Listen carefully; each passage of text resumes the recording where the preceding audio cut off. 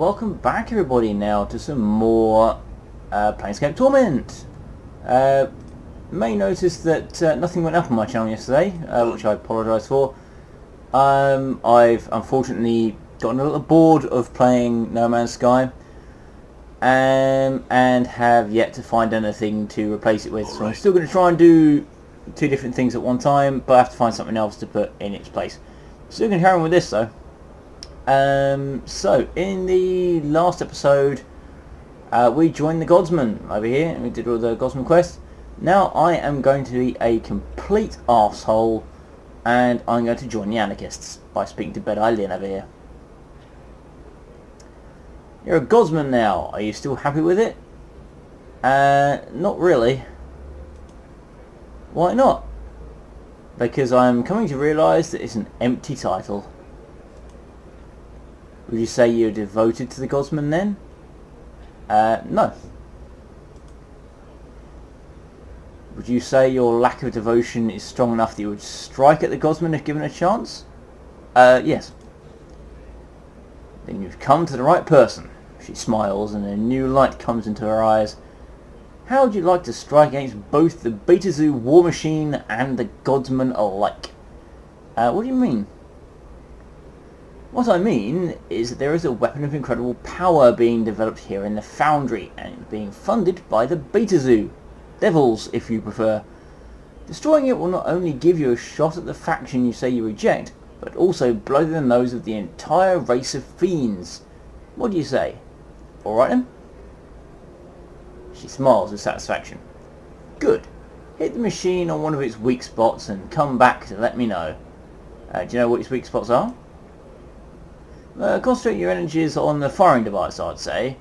I'd recommend inserting something metal there. The hard steel of the item will spark and flurry, destroying the resonance of the weapon's magical field, leaving it to self-destruction. When you've inserted the item into the device, leave. You have about half an hour before it detonates. And yes, thank you, my Skype group, for popping up and saying, hi, we're chatting now. What about the workers? What about them? They're slaves to their faction, and a faction will not weep when they are gone. Why then should you care?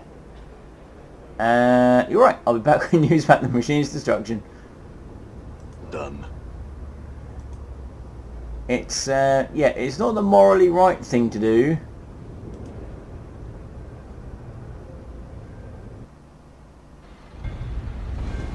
Now, it is up in here, behind these doors.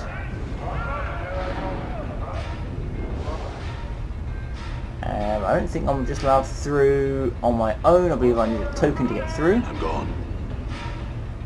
Door is locked. Indeed it is. I need a token. And Alyssa Teal, I believe, can get me a token. If you can steal from a hammer. Uh-oh.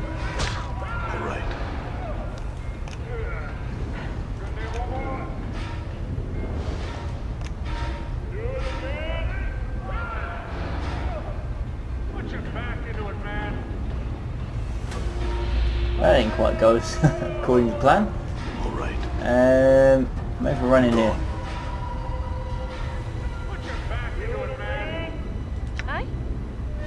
Anna, I put your pickpocket skills up to 75%.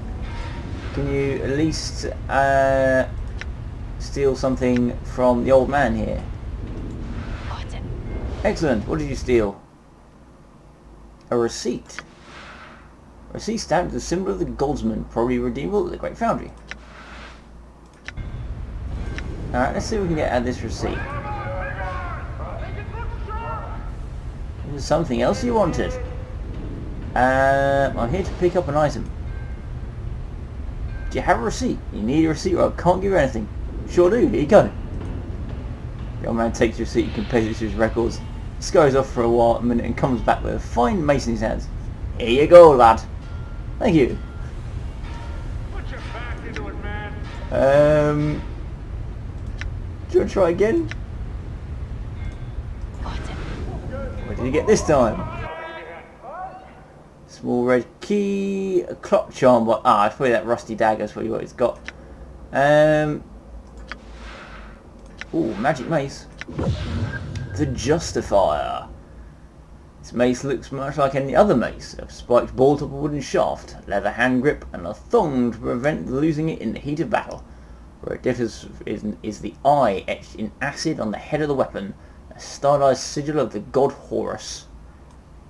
Its weapon is the Justifier, a mace created in the city of Heliopolis on the plain of Arcadia, designed to aid the followers of good and maim the followers of evil. It can heal its owner if asked, and will offer its opinions on various matters. Usable by fighters, and it's a talking mace, maybe? Increases regeneration. Could be good, but not for me, unfortunately, because I'm not a fighter anymore.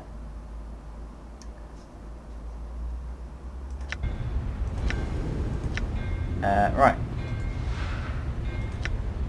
Go into stealth mode. Like a shadow I am. Might as well. Nameless one's in the way.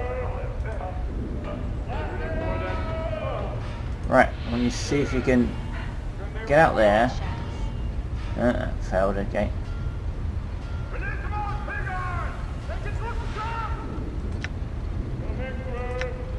Like a shadow I am. Now, see if you can find Alyssa Teald again. Why not? There she is. Live the shadows. Right. Ready, witty that one is. Right, target's hostile, which means I can't do it. I think I may have to leave. What I need is a token, but I don't want to have to murder everybody in here in order to get it. That would be a little bit extreme. Although what I'm doing is rather extreme. Yeah, I don't think I want to do it. So, unfortunately, I'm going to have to hold off doing anarchist quests until this lot calm down.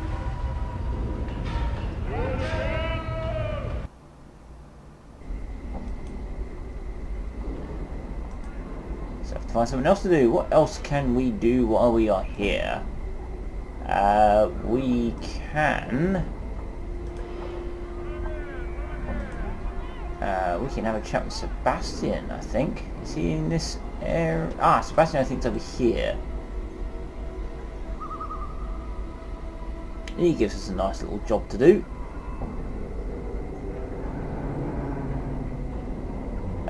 So does Xanthia.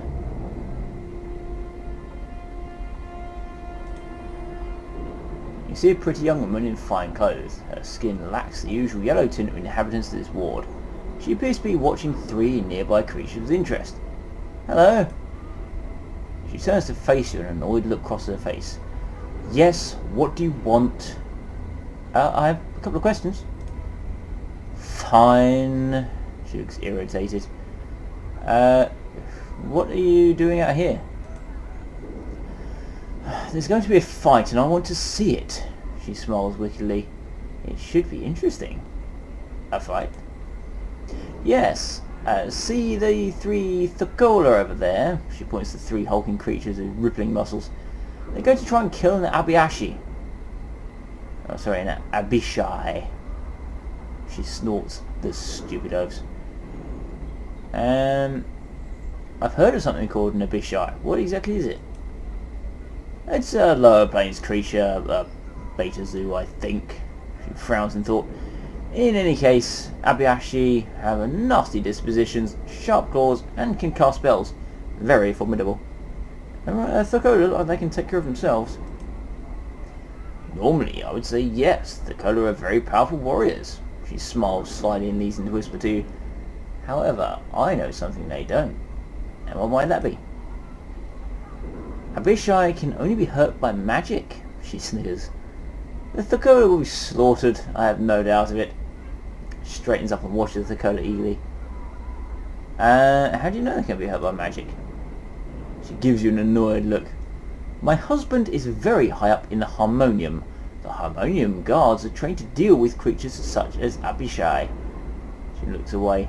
That is how I know. My husband told me. And why didn't you want the Thakura? Why should I do that? She smiles evilly. I'm the one who suggested the fight. Why? My husband tries to better his social standing with his underlings by drinking with them in the local taverns. Last evening he forced me to do such an occasion. Those 3 oafs were there boasting of their prowess as warriors. It was obvious they were in a drunken stupor. When I decided to leave, one of them tripped and fell onto the table I was sitting at. She frowns angrily. Most of the drinks on the table spilled into my lap and ruined a very expensive evening gown. So while the cretin was trying to apologise, I whispered to him that I only accept the apology of a warrior of stature. If he were truly such a warrior, he'd be able to defeat an Abishai in hand-to-hand combat. You're going to get them killed because they ruined a dress? Updated my journal. You obviously do not understand the intricacies behind the situation. She looks like an idiot child. I was embarrassed and humiliated in front of my husband and his underlings. Alright, fair enough.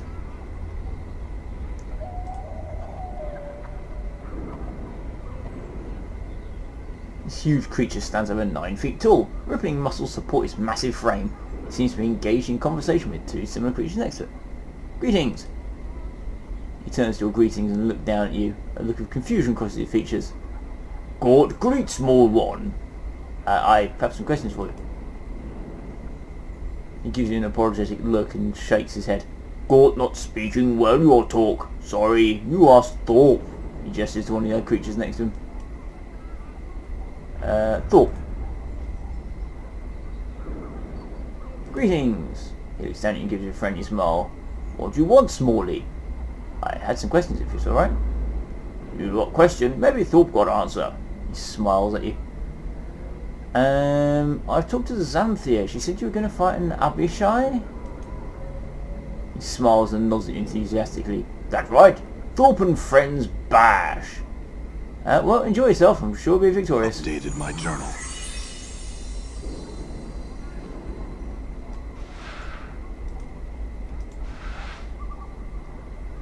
And I think... do I have to speak to her, I think, again? See Xanthia gives you a bored look as you approach. Well, I saw you talking to that oaf Thorpe. Did you warn him? No, I decided to enjoy the show. Cynthia laughs and smiles. How nice. Please, feel free to join me. She pauses in thought for a moment and then removes the pouch at the side. Here, take this as a reward for not spoiling a lady's fun. Thank you. And I think we get to see... We should do. Should get to see the fight, even if the one just comes wandering on. Oh, no, here we are. There's the Abishai.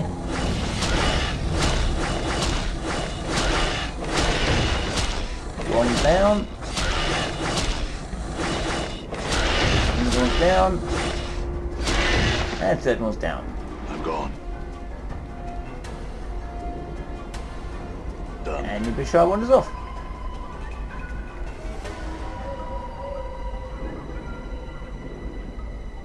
You see Xanthia. She gives a bored look. Well, I saw you talking. Did you warn him? No, I wouldn't do that. That was a nice gift you gave me. How nice. All right. And there she goes. Now, Sebastian over here is someone I want to speak to. You see an older man in elegant robes. He has bright eyes and a warm smile. He gives you a slight bow as you approach. Good day, Cutter. I am Sebastian. How may I serve you? Greetings. Greetings to you as well, Cutter. He stops in mid-sentence as he notices your scars. His eyes travel along and his eyebrows arch in surprise. He returns his gaze to you. I was about to ask what I could do for you, but there is no need. I think I see why you came to me, Cutter. Are you saying you can help with these scars? He smiles at you and shrugs his shoulders. Perhaps, Cutter, perhaps. He leans forward and begins to examine your scars carefully. He runs a finger along several of them, mumbling to himself. Finally, he looks up at you. Yes, Cutter, I can help you. I cannot cure you, but I can alleviate the worst of your condition. And your price? Ah, yes, the price. He begins stroking his chin and stares at you. You get the impression you're being weighed somehow. He seems to come to some sort of decision. I have a job that I think you could perform. Go on. I have signed a contract with a certain creature. I'm no longer able to fulfill the contract. It is beyond my abilities. However, the creature will not release me from the contract. Instead, it has threatened me with death unless I fulfill it. Let me guess, you want me to solve this problem for you? He sighs. Yes, I cannot do it myself. My reputation demands that I fulfill the contract or face the consequences. I am at your mercy in this regard. Will you help me? What kind of creature are we talking about? An Abishai named Grosuk Cutter. He pauses to gauge your reaction. I know it's a difficult task, but one I think you can handle. Also, the reward I offer is great. He gestures your scars. I see, an interesting proposal. He looks at you hopefully. Will you do it? Sure, give me the details. Updated my journal. He smiles at you and gives a sigh of relief. Thank you, Cutter. As you already know, the creature is Grosuk the Abishai. You'll need a magic weapon to cause it any harm, so check with some of the shops if you don't own one. Spellcasting can harm it as well. Grosuk can be found in the east, beyond the siege tower. Fine, thank you. I will go and find him. First, however, I will do Blood Bridge on Anna.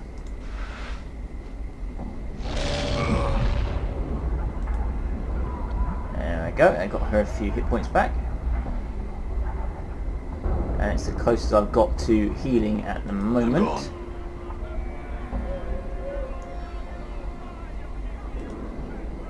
Around here, past Gothel Penn's shop. To our familiar friend over here, Grosuk. All right. My lungs feel like a chimney. Now let's just What's up? Okay. make sure we surround. Oh dear, I've been attacked by a shadow. Kill it, everybody. Not working. I got this fighting in this thing. Right, okay. Which reminds me, I should have. Where's... Ah, there it is. Ingris's teeth. Sorry, Mort, I forgot to give you these back. Hey. And Ignis's fireball, unfortunately, is not a magic attack. It's a series of fireballs. I don't know if you can upgrade that. Yeah. Anyway, yeah, that's an example of the kind of stuff that's after me. I am currently under attack by shadows. You see a reptilian creature with a snake-like body, 4 clawed feet, leathery wings, and a draconian head. The scales covering its body a vile shade of green. The creature stands upright on its hind legs, balancing with its prehensile tail. As you approach, its eyes narrow to slits, and it begins to hiss. Greetings. The air around the creature begins to radiate heat, and its scales take on a pale sheen. It gives you a hungry look and appears ready to strike. Suddenly it releases a flurry of hisses and relaxes its stance a bit. Go, Grosuk, no talk, told. Wait. He glares at you as his tail lashes back and forth. Sebastian sent me. The creature relaxes quite a bit and the air grows cooler. It holds out a clawed hand to you. Give Grosuk information. No, he sent me to kill you. Without a moment's hesitation, the creature lunges at you. Right. Mort. Actually go over here. Litany of curses on it, Mort. Well, that worked. Your will be done. Go after it. Everybody, stab it. Apart from you, you can... Tongues of Flame, I guess.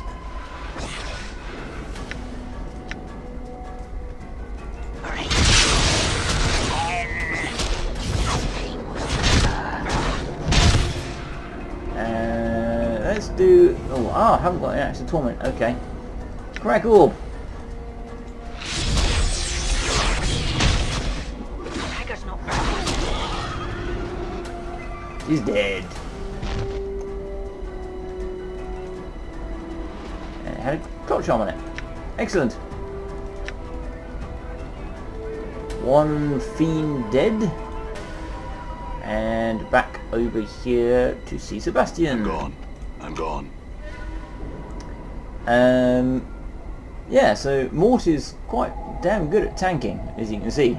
If that was Nameless One there, his hit points would have gone down ridiculously fast. Sebastian smiles at your approach. Good day, Cutter. Have you completed your quest? Yes, and I've come for what's due. One moment, please, Cutter. Sebastian reaches into a robe and removes a small crystal ball. He gazes into it for a moment before returning his attention to you. I cannot thank you enough, Cutter. I shall live up to my part of the bargain. Are you ready? Yes, indeed. It is done, Cutter. Once again, I thank you. Sebastian bows deeply to you. Thank you, and farewell. Updated my journal. All right. And now I think there's a couple other jobs that I can do around here. Byron Pickett. I'm gone. I can do the Byron Pickett job. That doesn't take a lot of trouble. I'm gone. All right. Just need to head up here and talk to a slave girl. How these people pay their debt to society, says the slave driver.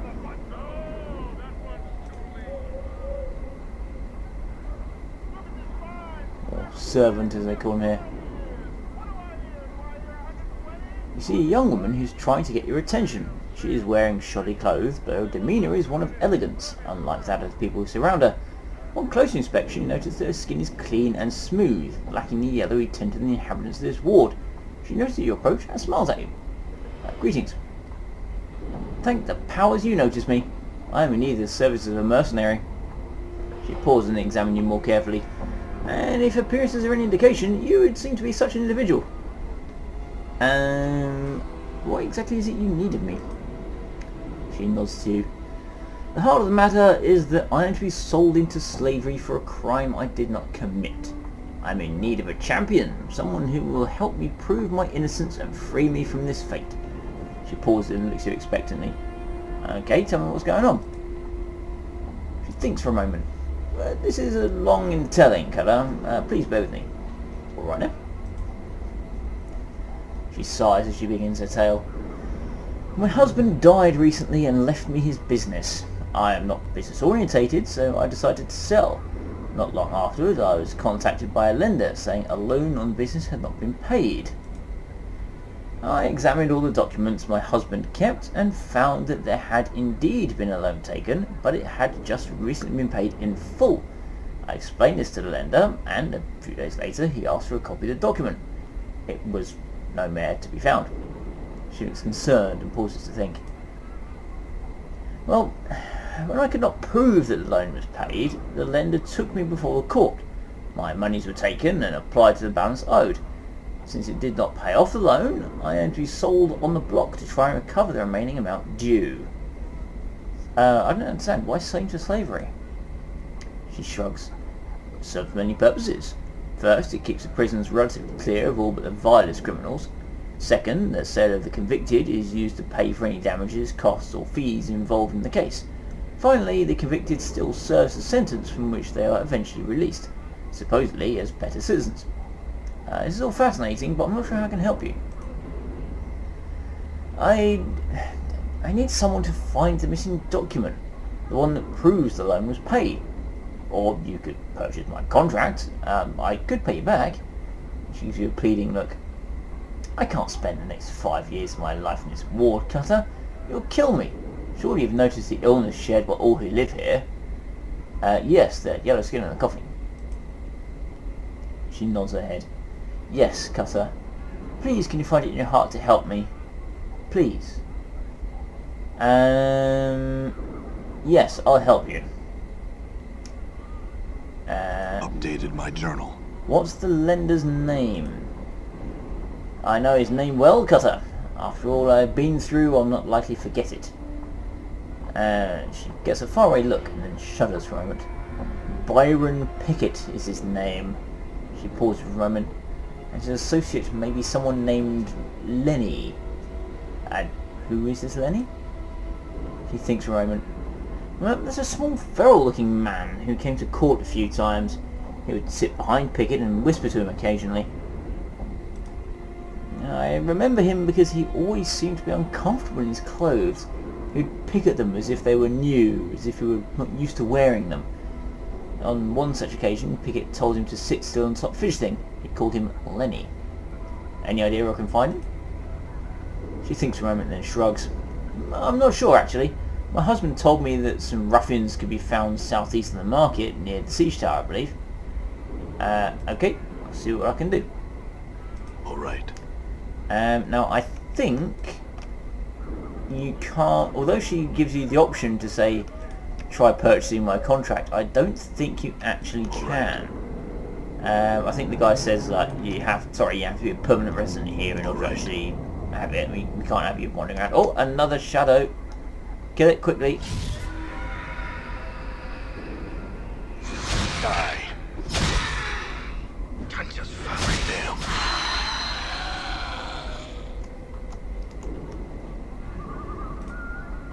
Yeah.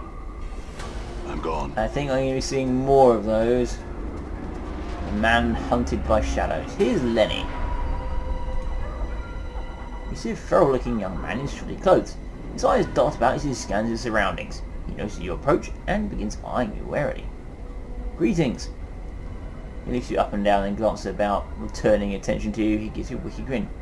You best have a good reason for disturbing Lenny, Burke. I had some questions for you, Lenny. He laughs at you. I ain't no tout. If you've got questions, go find one. His smile broadens.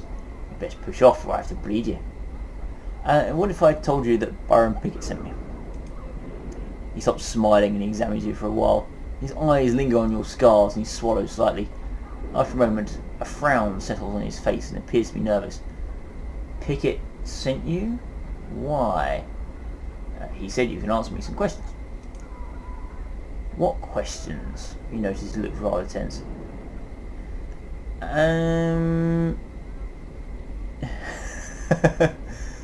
No. Right. No, I'm fine. I think I'm going to have to go and speak to Byron first. Yeah, hey, yeah, can you teach me of the thieving art and become a thief? I don't want to do that. And he's like, yeah, Byron Pickett told me that you can tell me about this area. He's going to go, show off. Byron Pickett. You see a well-dressed, middle-aged man. He appears to be scanning the crowd with a practiced eye. He notices your approach and gives you a quick once-over. Greetings. He smiles at you and gives you a barely perceptible nod. I am Byron Pickett, moneylender. May I help you? A moneylender, what's that? He nods again. Yes, I cater to the needs of merchants. Want to start a business, keep one afloat, one that's down on its luck, or perhaps expand a business. In either case, you come to me for the funds. He looks you up and down. I doubt that you're a merchant, sir, so what can I do for you? I have some questions if that's okay. Very well, make it quick. I'd like to talk to our Trist. Ah, Trist. He frowns and looks away. After a moment he looks back and raises eyebrows. What about her? I'm trying to find a missing document for her. He sighs and shakes his head. There is no missing document. That was a ruse instigated by Trist to cast doubt on her debt. This matter has already been thoroughly investigated by the Mercy Killers, and they found no evidence of such document. Mercy Killers? Yes, a faction of fanatics dedicated to uncovering the truth in criminal cases and handing out justice. They are often used as investigators by the courts of Sigil. They are quite thorough, and they found nothing. Well, they could have missed something. That is a possibility, but not very likely. You obviously are not familiar with the Mercy Killers or their methods for you to make such a statement. If they could not find the document, it does not exist. Someone could have stolen the document and destroyed it. That way the loan would be paid twice. Updated my journal. For a moment he looks as if he's about to be furious with you, and a gloating smile crosses his face. What a terrible thought! Peter, there's no proof of such activity. Yes, pity. So tell me, why have Triss sold into slavery? Couldn't she pay you your money in the form of a loan? Yes, she could, and I did make that offer to her. However, she turned me down. I don't allow second chances. No one turns me down without suffering the consequences. No one.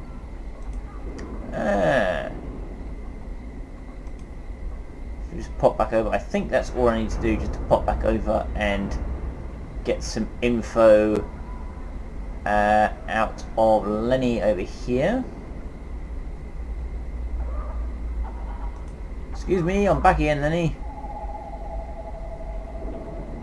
Hello again, Buck. Talk to I, it's pleasure. Questions. Byron Pickett sent me. He said you asked some questions. I wanted to talk to you about the papers you stole from Trist. He swallows hard and stares at you. You notice his muscles tense up and it looks like he's ready to run. He puts one hand on his hip in a nonchalant manner, but you can tell he's wound tight as a spring. I don't know what you're talking about, Buck. Yeah, you'd best be off. Smile wickedly. You know what I'm talking about, Lenny.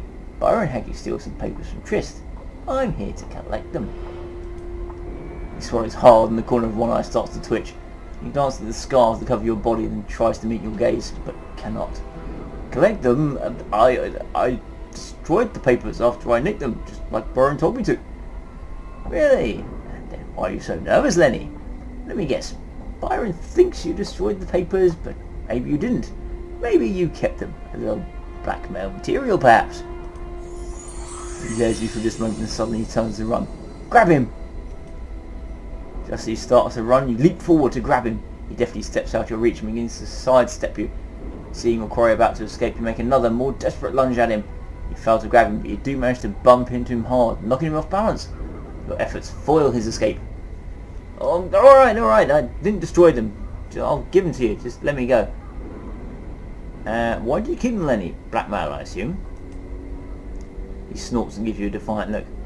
I kept them so I could turn stag on your boss Pickett and keep Trist off the block. He shakes his head. Blackmail my ass. But Pickett's not my boss, by the way. He stares at you in disbelief. You serious? I thought... But you said... He watches you close for a moment and then laughs. You gave me the peel so I'd spill the chant on you. He shakes his head and looks at you with respect. Good job, Cutter. Let's go get the papers, Lenny. He shakes his head sadly. We can't. They're in a warehouse and they're not open for business right now.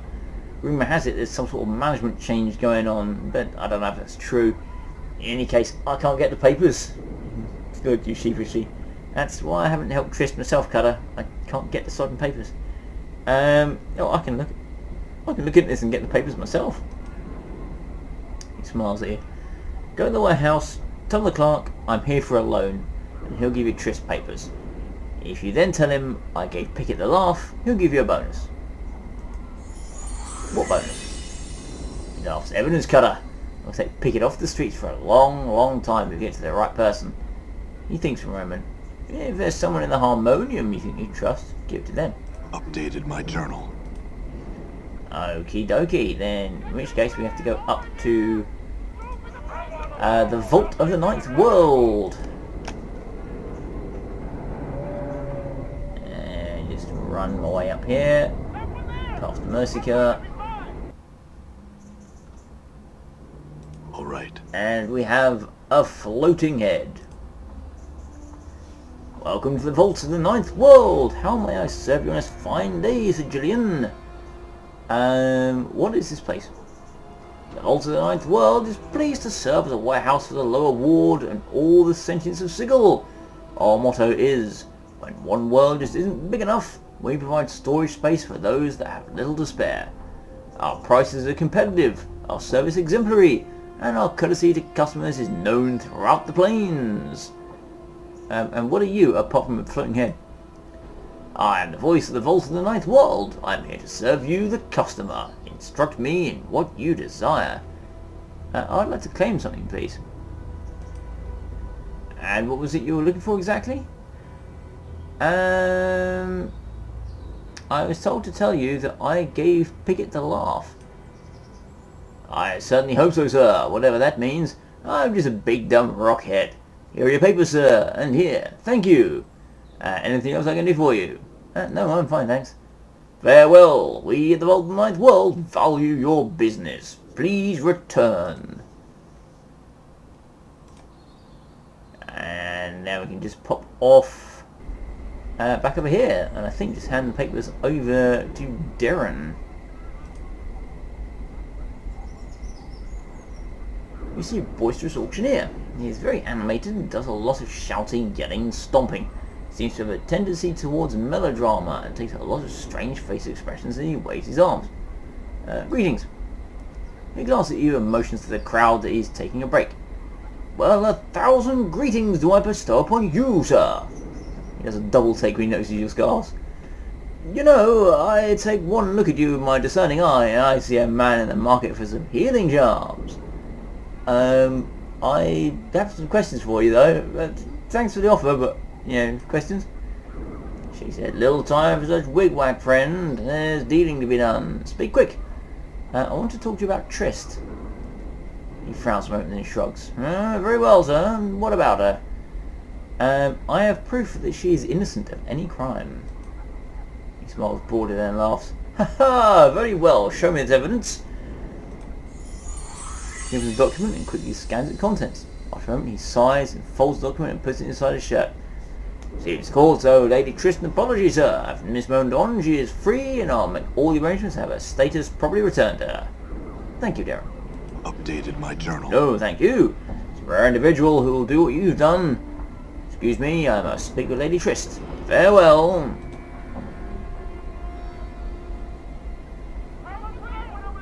And now, I need to go in here. Because the second part of this quest is getting Pickett into trouble. And you can do that with Gorbz here, but there's something I need to do for Gorbz first. He's a tall man in plate armour. The armour is unusual in construction, with spikes flaring from his shoulders, elbows and forearms. He nods at your approach, but then his eyes wander about the market. Good day, citizen. I am Guard Gorbz. Hello. How may I help you, citizen? I have some questions. He nods to you. I will help you if I can, citizen. He looks about the market expectantly. Do you know someone named Byron Pickett? And frowns and nods his head. Yeah, I'm familiar with Byron. I have evidence that proves he is involved in criminal acts here in Sigil. He looks at you with interest. Oh, may I see this evidence? Updated my journal. He examines the papers thoroughly, then folds them and puts them away. He nods at him and smiles. Excellent work, citizen. These documents are quite detailed in their content. I personally will see to it that Byron Pickett is taken before the courts. He salutes you and turns to leave. I shall return shortly. He soon returns and smiles at you. The deed is done. Pickett has been removed from the streets. The evidence has been presented to the courts, and soon he will stand trial. Once again, I thank you. Thank you, and I'll be going now.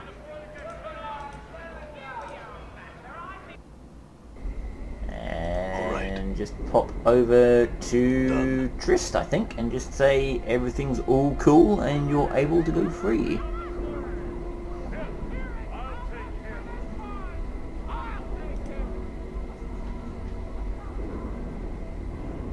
Trist smiles at you warmly. You are my saviour, Cutter, and I'll forever be in your debt.